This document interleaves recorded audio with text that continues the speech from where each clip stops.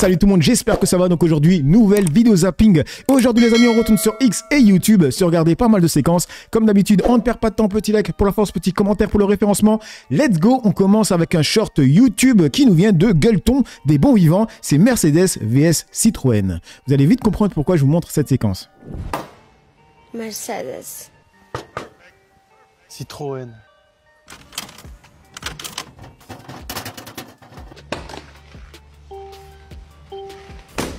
Mercedes. Citroën.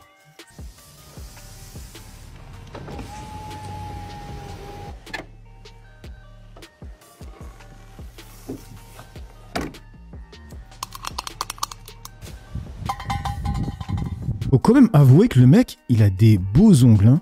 Hein, c'est pas moi ça. Hein.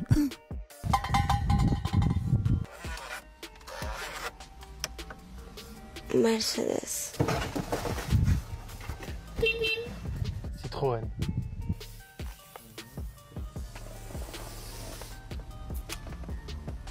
Mercedes.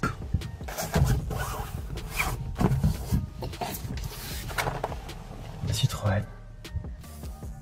Mercedes.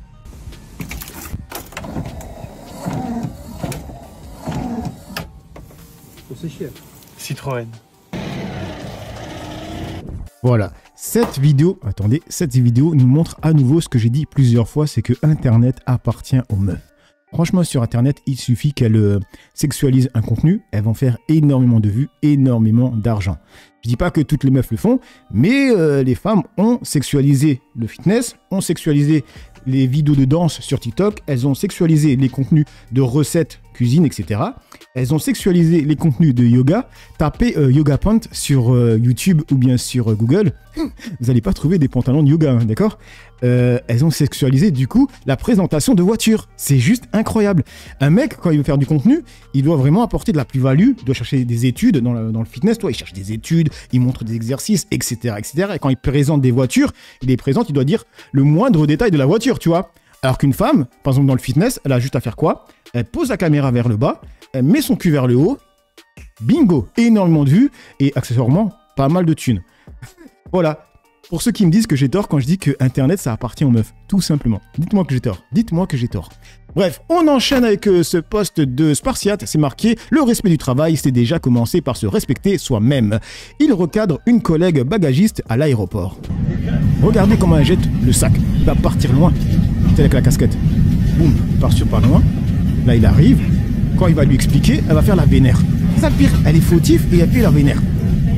Et il va calmer le jeu, tu vois. Après, c'est le responsable, donc c'est son taf de calmer le jeu, tu vois. Meuf, t'es en tort. Et après, on va voir la différence avec le Japon ou bien la Chine. Je sais pas quel pays. C'est pour ça, ça ne sert à rien d'acheter des bagages qui coûtent super cher, les mecs. Arrêtez, ça sert à rien. Regardez comment c'est traité.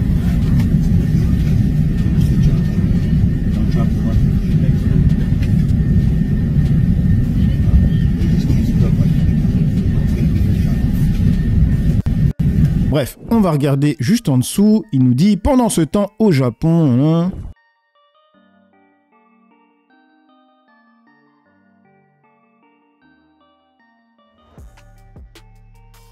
voilà, tout simplement. Du coup, on enchaîne avec le post de Alerte Info, c'est marqué « Emmanuel et Brigitte Macron ont l'intention de fournir des preuves scientifiques pour démontrer que Brigitte n'est pas une femme transgenre.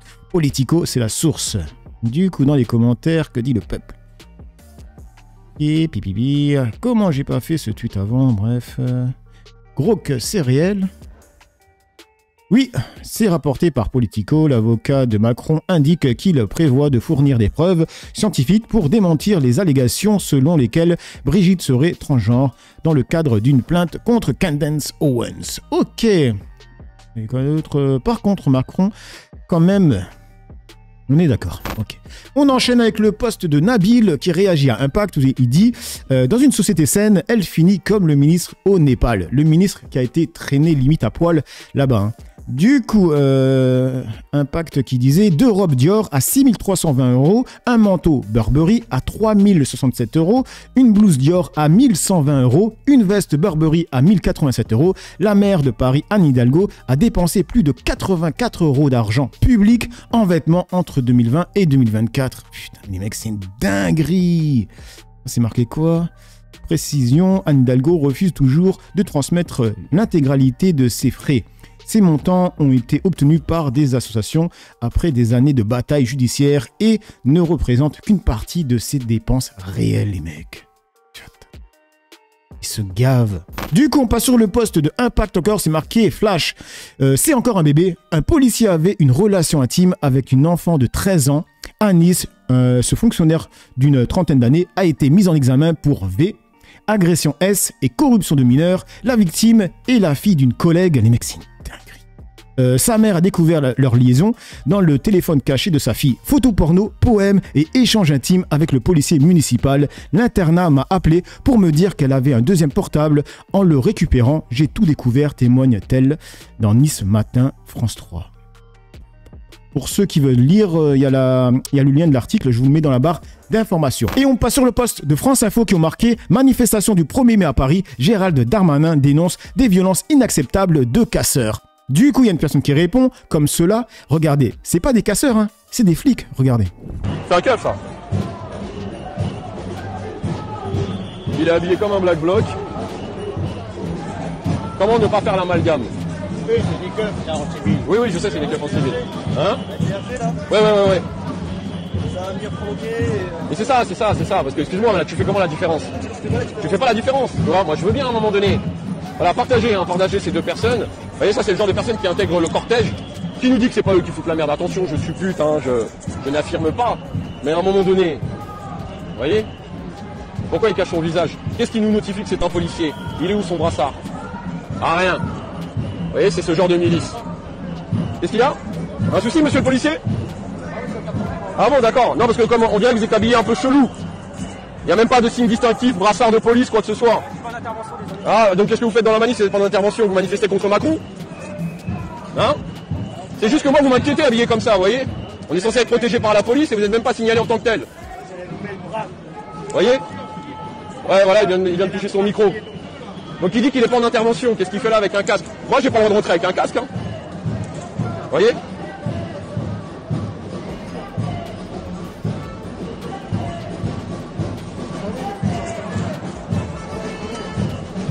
Du coup, dans les commentaires, wow, carrément un marteau?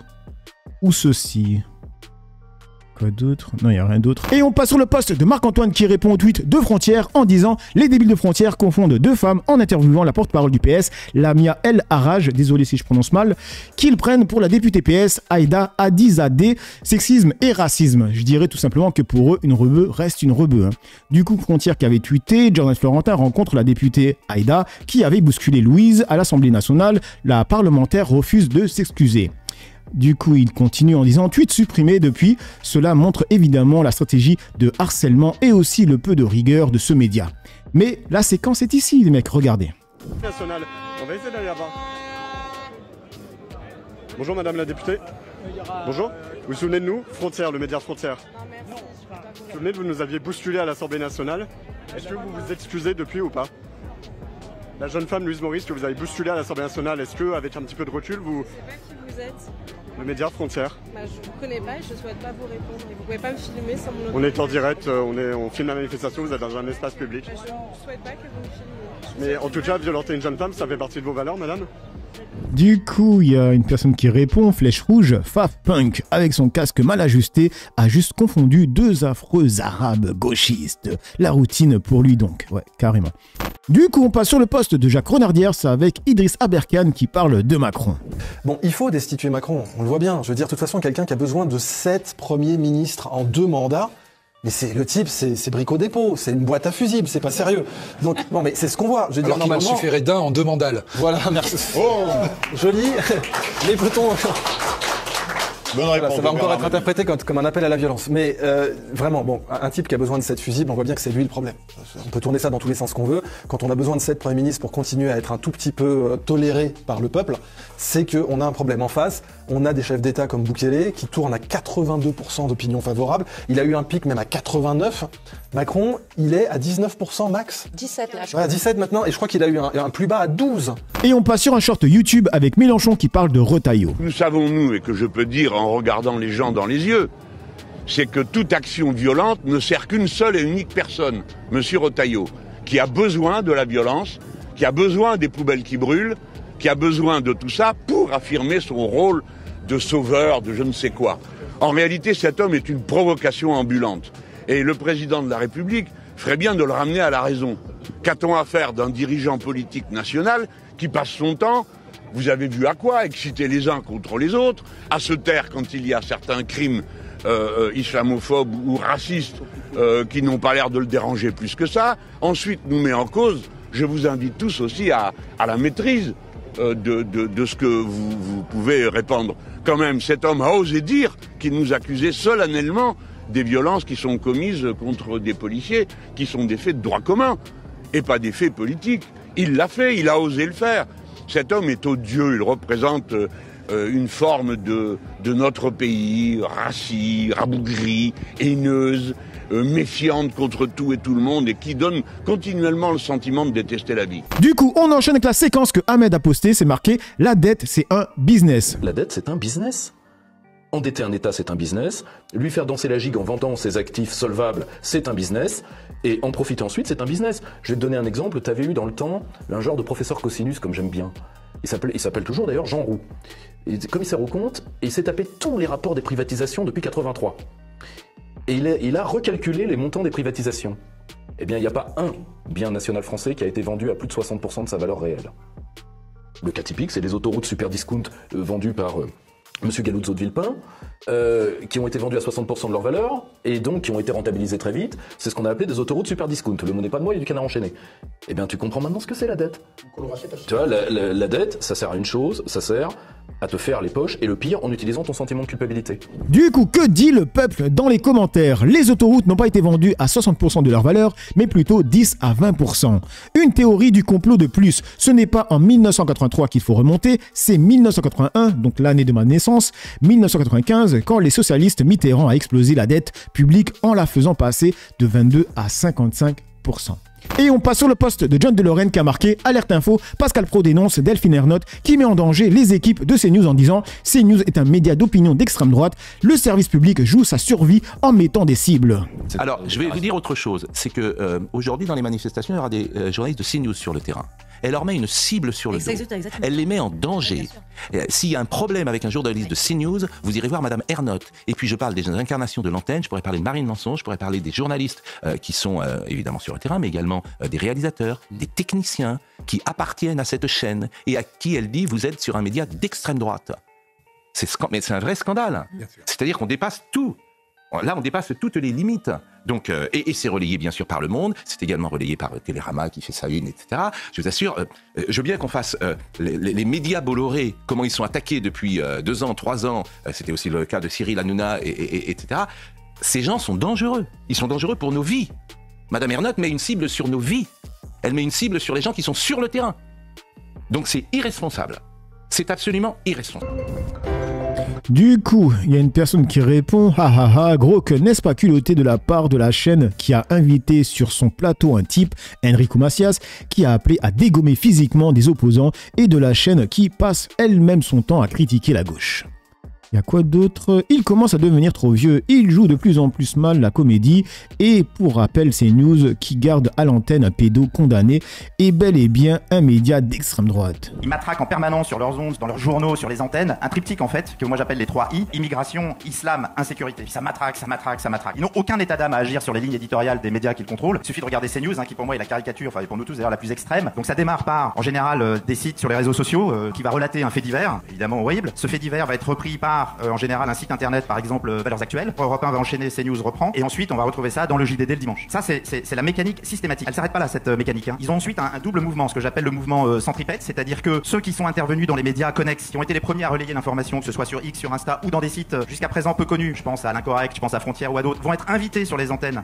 d'Europe 1 ou de CNews pour s'exprimer. C'est toute cette génération jeune ou moins jeune que vous voyez tous les jours, à qui ils ont donné une notoriété absolument incroyable, qui sont des racistes et des fascistes, il faut dire ce qui est. Une fois qu'ils ont fait venir ces pseudo-éditorialistes ou journalistes sur les antennes, qu'ils ont matraqué, vous avez un mouvement dans l'autre sens où tous les médias amis, à eux, je vais pas faire des amis, c'est pas grave, Le Figaro, Sud Radio, Le Point, reprennent. On passe sur le poste de Salsa, c'est avec Rachel Kahn, c'est marqué Rachel Kahn va tomber de haut comme Tanguy et l'Égyptien. Donc l'Égyptien c'est Messia.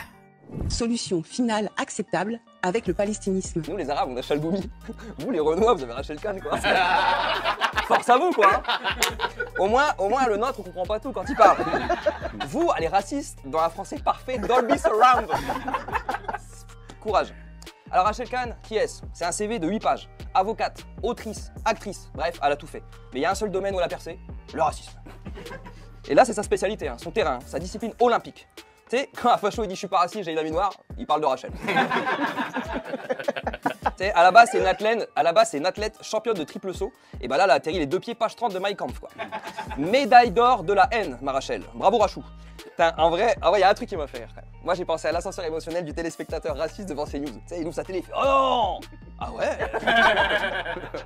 Après, tu sais, faut la comprendre Rachel, hein, elle est noire, elle traîne qu'avec des racistes toute la journée, elle est obligée en fait d'en faire 3 fois plus pour être acceptée par tout ce panier de crabes quoi. Bah ouais, c'est comme quand tu te fais contrôler par un flic rebeu. Tu sais, moi au début, quand j'arrivais, je voyais ça, j'arrivais full confiance. Je lâchais un grand salam alaikum, tu vois, bien glutural, tu vois, et un bonjour et un plaquage ventral plus tard, j'ai bien compris l'état d'esprit zélé des mecs quoi. Enfin, j'aimerais conclure cette émission en m'adressant aux racisés qui se renient pour la reconnaissance des dominants. Sachez qu'ils vous rappelleront toujours qui vous êtes et vous abandonneront sitôt inutile vous deviendrez à leurs yeux. Ces mêmes yeux dans lesquels vous voulez tant exister au prix de viser vos semblables. Sachez que vos attaques ne nous atteignent pas et ne nous atteindront jamais. Mais par contre, elles nous attristent. Car rien n'est plus douloureux que de voir l'une ou l'un des nôtres s'égarer ainsi. Assalamu alaikum. Ok, on passe sur la dernière séquence, sur un short YouTube. Et là, c'est une singerie, les mecs. Voilà, tout simplement, il est en train d'admettre ce que tout le monde pensait depuis le début. Mais quand tu disais ça, tu passais pour un antisémite, quoi, tout simplement. Écoutez. Pendant que les Palestiniens fuient la ville, le ministre israélien des Finances veut entamer la vente de terrains à Gaza, une mine d'or immobilière selon ses mots. Écoutez cette déclaration choc. J'ai entamé des négociations avec les Américains, je ne plaisante pas, car j'exige également que nous partagions les bénéfices tirés de la vente des... Vous avez entendu? Vous avez entendu? Le mec, il est en train de dire dans le plus grand des calmes qu'il est en train de parler avec les Américains pour vendre les terres des Palestiniens. Alors qu'il disait qu'ils étaient là-bas pour faire la guerre, pour récupérer les otages et se défendre. Maintenant, il te le dit dans le plus grand des calmes. Avec les Américains, on va vendre les terres au calme, on va se faire de l'argent parce qu'il y a énormément d'argent à faire. C'est une folie, les mecs. C'est une folie, en fait. Avec les Américains, je ne plaisante pas, car j'exige également que nous partagions les bénéfices tirés de la vente des terrains à Gaza, car nous avons dépensé beaucoup d'argent pour cette guerre. Et maintenant, sans plaisanter, nous avons terminé la phase de démolition qui est toujours la phase de démolition. Vous voyez, quand on faisait des vidéos et on montrait bien que les mecs, ils faisaient que tout détruire et qu'au tout début, c'était il y a 2 ans les mecs, hein, on voyait des bulldozers qui détruisaient les routes. Alors que de base, ils devaient chercher les otages, tu vois. Première étape de la rénovation urbaine, nous devons maintenant construire ce qui est beaucoup moins coûteux. Et pendant... Voilà les mecs, voilà. Rien à rajouter, honnêtement.